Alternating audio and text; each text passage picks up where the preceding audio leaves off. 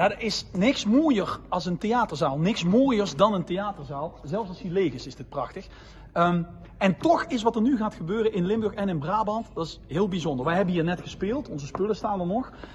Maar Afslag Eindhoven, professioneel gezelschap, toneelmakers, die komen naar Limburg en Brabant. En die gaan een stuk spelen over de Limburgse vastelovend. Nou ja, dat mag natuurlijk eigenlijk niet, want het is van ons. Maar zij kunnen het, want zij hebben dat gebaseerd op dat boek van Jan van Mersbergen. Genomineerd literair werk over die ene nacht in Venlo. Fantastisch. En ja, ik heb er zelf een bewerking van gemaakt voor toneel. Dus er zit ook nog een beetje Venlo en Limburg in.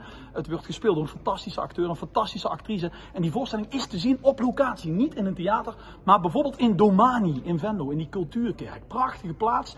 Net nog de 11e van de 11e, daar moet je bij zijn. En ook op die andere plaatsen in Limburg, Limburg Festival en daarna in Brabant. Kom kijken naar de echte vastelovend in, naar de overkant van de nacht. En dan gaan we eens kijken wat ze ervan gemaakt hebben. Tof!